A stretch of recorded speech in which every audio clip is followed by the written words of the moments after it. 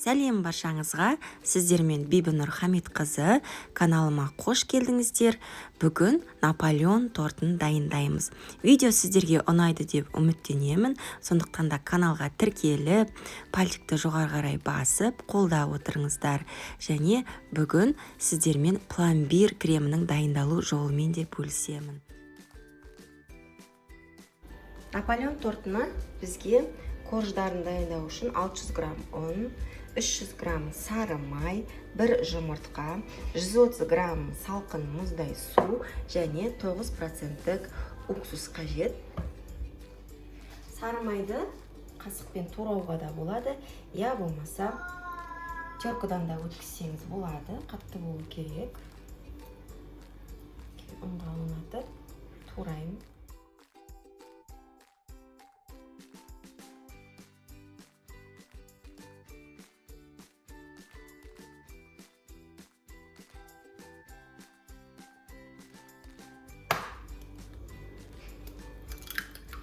Жұмыртқамыз суға қосамыз. Ақ қасық уксус. Қоспамызды кішкене араластырып жібереміз.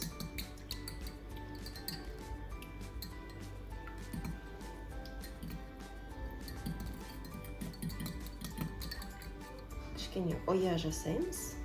Қамырымыздың ортасына барлығын құйып, араластырып, қамыр илейміз.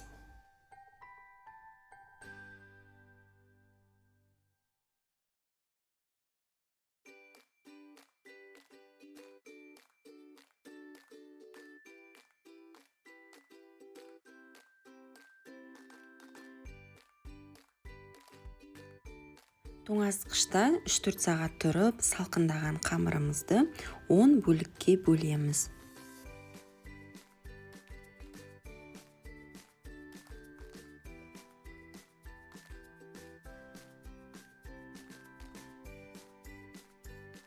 Біздің қамырымыз дайын болды, қараңыз. Осы күйінде тоңазытқышқа жібереміз.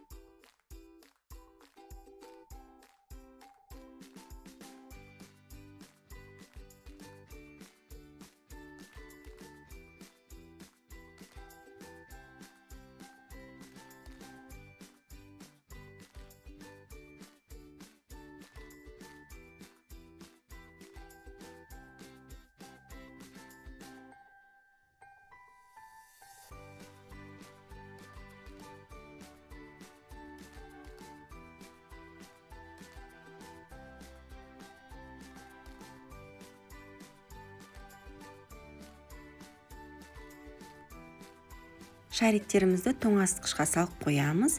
Міндетті түрде салафанмен бетін жауып қойыңыз, әйтпесе кішкене құрғап кетуі мүмкін.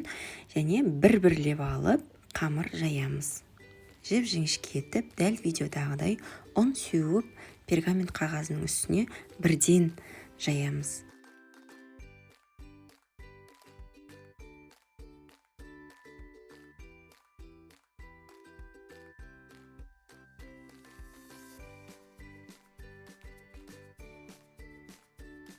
Корж диаметрі шамамен 23-24 см болады.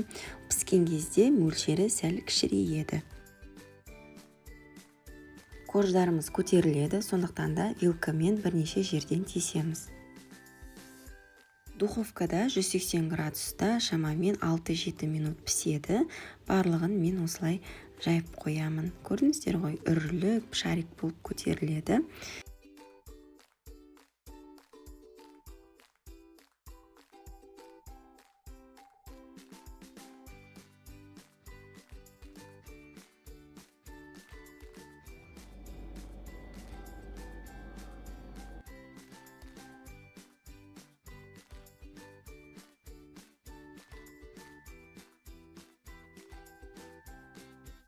Наполеон тортының корждары дайын болды. Енді кремді дайындаймыз. Крем заварной кремді қолдан қайнатамыз. Бұл бізде сүт, 2 жұмыртқаның сары уызы, қант, сары май және жүгері крахмалы. Сарысын, сары уызы ғой. Қант қосамыз. 1 стакан қант. Және кукурузный крахмал. Кішкене сүт қосып жібереміз.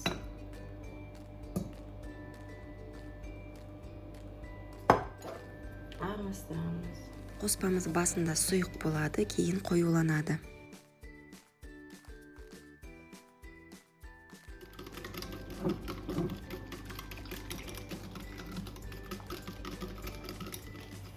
Ысып тұрған сүтімізге қоспамызды құямыз. Араластырамыз.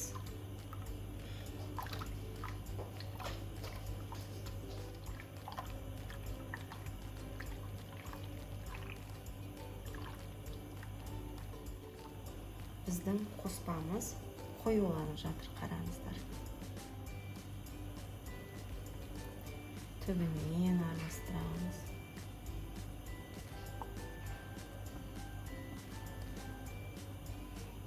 Мына қараңыздар. Көрінсе ме? Қоюланып жатыр қоспамыз.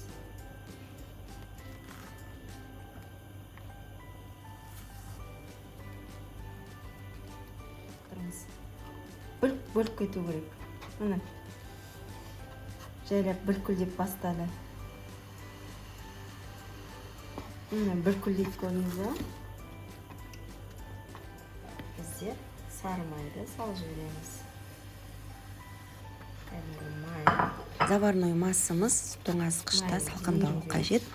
Және біздер енді сливкиді миксерлейміз. 400 грамм сливкиге 30 грамм сахарная пудра қосып миксерлейміз. Қоюланғанша дәл видеодағыдай. Контакт жабамыз, қараңыз. Сливки 33%-тен жоғары болуы керек, және сап-салқын болуы керек. Міндетті түрде тоңазытқышта кемінде 3-4 сағат тұрғаны абзал. Егерде сливки жылы болса, ол избивать етілмейді. Осыны есте сақтаңыз. Әр торт пісірген сайын, миксермен, сливкимен жұмыс жасаған сайын, мен сіздерге осыны қайталап айтамын. Видеодан сливкидің консистенциясына назар аударыңыз. Миксермен узор салыну керек. Узорын қарап алыңыз, көзбен жаттап алыңыз.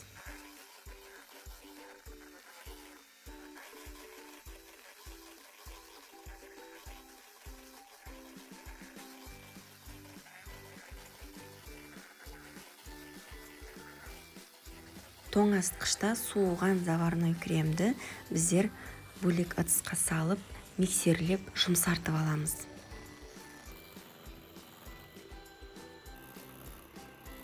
Кейін дәл видеодағыдай қараңыз. Сливкиге 3-4 қасық заварной кремді салып, миксерлейміз. Тағы да 3-4 қасық саламыз, миксерлейміз. Бірден барлығын салып жүрсеңіз, сливкиіңіз басылып қалады да, воздушный болмай қалады креміңіз. Сондықтан біртіндеп салыңыз, біртіндеп миксерлеңіз.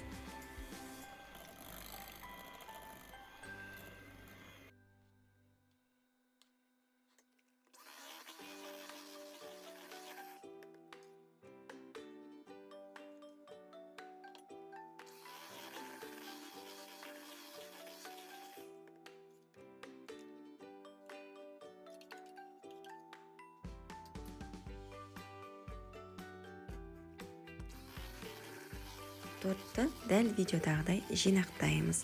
Креміміз мол, сондықтан да аямаймыз. Дәл видеодағыдай 3-4 қасықтан молырақ жағыңыз.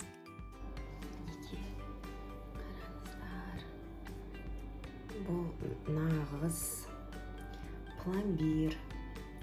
Пломбирный крем деген осындай болады, қараңыздар.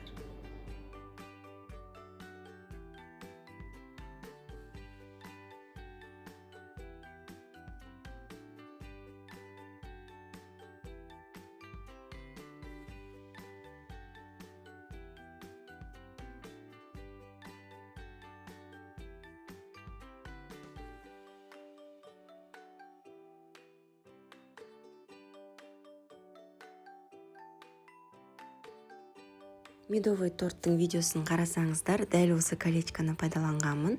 Осындай торттарды жинақтаған кезде өте ыңғайлы, крем жан-жағына ағып кетпейді, және де тортымыз қисаймайды, тіп-тіке болып шығады. 4-5 коржға келгенде корждарды басамыз, салмақпен басыңыз. Көрдіңіздер ғой, крем молынан жеткілікті. Рецепт тексерілген, мен деген бұл рецептпен пісіріп жүргеніме 5 жыл болды.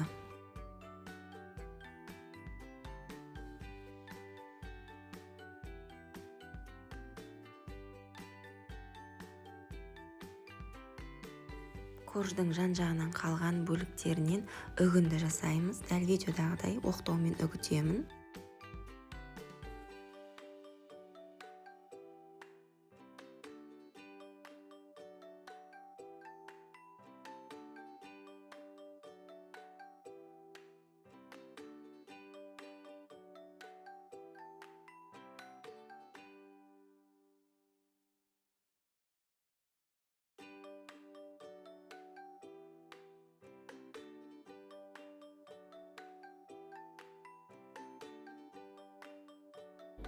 Мінекей, тортымыз холодильникте шамамен 3 сағаттай тұрды. Шешіп алдым. Крышкамызды себелейміз. Наполеон тортымыз дайын. Видео сіздерге ұнады деп үміттенемін.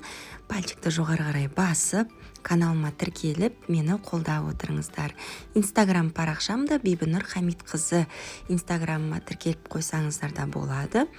Сау болыңыздар.